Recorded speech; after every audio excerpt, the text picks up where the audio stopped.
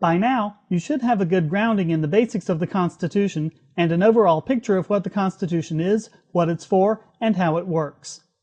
Now we're going to start looking at particular clauses and powers, beginning with the General Welfare Clause. The General Welfare Clause is perhaps the most misunderstood clause in the Constitution, even by politicians, judges, and constitutional law scholars. We'll look at the claims and, once again, reach the only reasonable conclusion by simple logic. The power is given in Article 1, Section 8, Clause 1. Clauses are not marked in the Constitution, but each paragraph is regarded as a separate clause. There is a mention of general welfare in the preamble, but that has no effect on the powers given. Remember, the powers are given only in Article 1, Section 8.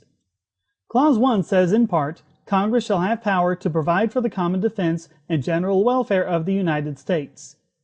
This clause has been used to justify all sorts of powers for the government, but how many of those are legitimate and pursuant to the true meaning of the clause?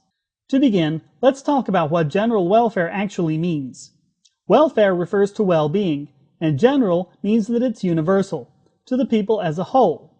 They all benefit from the government action. When most people think of welfare, they think of a rich person being taxed and the money given to a poor person. This is welfare, but it is not general welfare. It's specific welfare. The poor person gains, but the rich person loses. With general welfare, everyone must benefit and no one must be advantaged at the loss of another. To do so would be to establish an oligarchy. Let's look at an example that is more in line with general welfare. Roads. Roads benefit everyone in the area, and interstate roads benefit everyone in the country. Even if a person doesn't travel the roads himself, he almost certainly purchases products that have been shipped using those roads, or may need an ambulance to drive him to the hospital along those roads if he is injured. That's general welfare. However, not all roads are general welfare. The infamous Bridge to Nowhere is a $398 million project to link up a bridge to the tiny Gravina Island in Alaska. This bridge, which would be as long as the Golden Gate Bridge and taller than the Brooklyn Bridge, would benefit only a few affluent people and would only provide the same service as a ferry that continues to run to and from the island every 30 minutes. This is not general welfare. This is a boondoggle. Another example of general welfare might be the post office. It certainly is convenient for people to be able to send letters to each other, and its use is universal in this country. Since everyone benefits, this is general welfare. However, the government has now given the U.S. Postal Service a monopoly on first-class mail. This removed a large portion of Western Union's business delivering mail and put Lysander Spooner's post office out of business completely. The lack of competition also removed choice from the people and arguably made rates higher than they would be otherwise with reduced quality. This is not general welfare.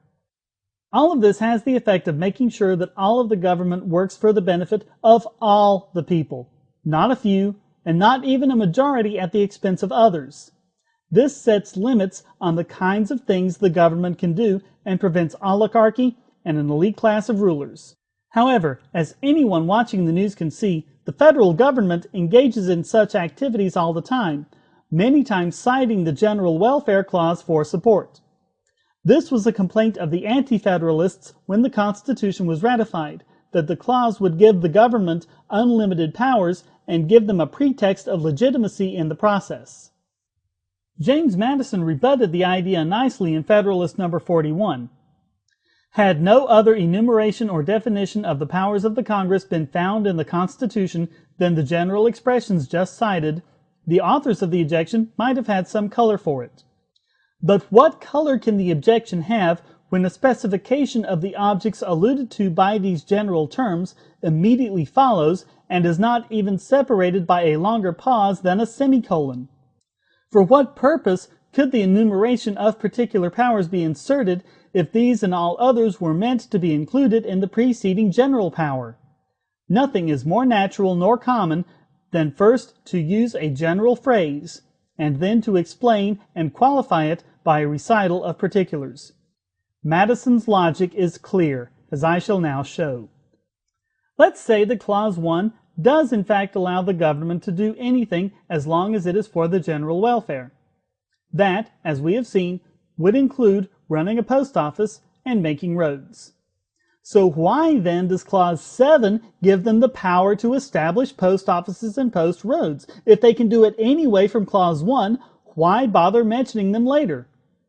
It is precisely as Madison said it was, not a specific power, but a clause that sets the scope for the later powers.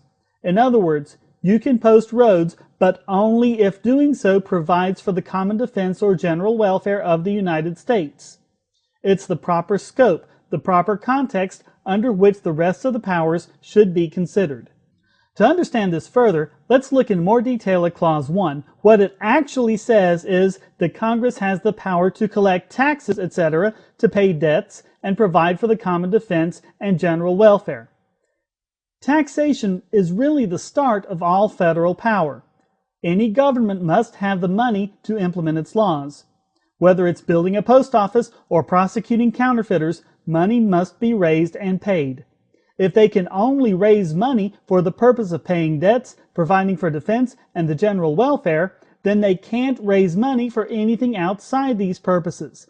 And that automatically stifles the rest of the powers. They can only be used for purposes of defense and the general welfare. So, far from being a universal catch-all that allows the federal government to do whatever they want, the General Welfare Clause is actually an important restriction on the powers of government.